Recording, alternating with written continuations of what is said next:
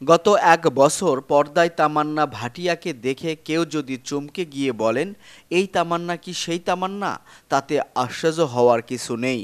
যে তামান্না কখনো পর্দায় ঘনিষ্ঠ দৃশ্যে অভিনয় করতে রাজি ছিলেন না, চুম্বন দৃশ্যে ছিল যার প্রবল আপত্তি, সেই তামান্নাকেই এখন আবেদনময় দৃশ্যে দেখে প্রশ্নটা করা অনিজ্য হবে না। গত বছর তামান্না চমকে দেন অ্যামাজন প্রাইমের সিরিজ জি করদা দিয়ে। এতে তামান্না ভাটিয়াকে অন্তরঙ্গ দৃশ্যে অভিনয় করতে দেখা যায়। এমনকি একটি দৃশ্যে তাকে টপলেস হতেও দেখা গেছে। চীনা তামান্নার এমন অচেনা রূপ দেখে চমকে যান তার ভক্তরা। এখানেই শেষ নয়। কাছাকাছি সময়ে মুক্তি পাওয়া নেটফ্লিক্সের অ্যান্থোলজি সিনেমা লাস্ট স্টোরিজ এ সুজয় ঘোষের পর্বটিতেও বাস্তব জীবনের প্রেমিক বিজয় ভার্মার সঙ্গে অন্তরঙ্গ দৃশ্যে দেখা যায় তামান্নাকে। এরপর থেকেই নতুন করে চর্চায় তামান্না।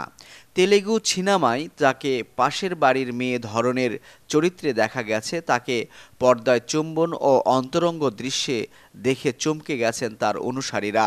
এ প্রসঙ্গে ভারতীয় গণমাধ্যম পিঙ্কলি ভাই সাক্ষাৎকার দেন অভিনেত্রী। 18 বছরের নিয়ম ভেঙে পর্দায় চুমু ও অন্তরঙ্গ দৃশ্যে অভিনয় প্রসঙ্গে তিনি বলেন, আমার এত বছরের ক্যারিয়ারে কখনো ঘনিষ্ঠ দৃশ্যে অভিনয় করিনি। আমি হচ্ছি সেই দর্শক যে পর্দায় অন্তরঙ্গ দৃশ্য দেখে গুটিয়ে যায়।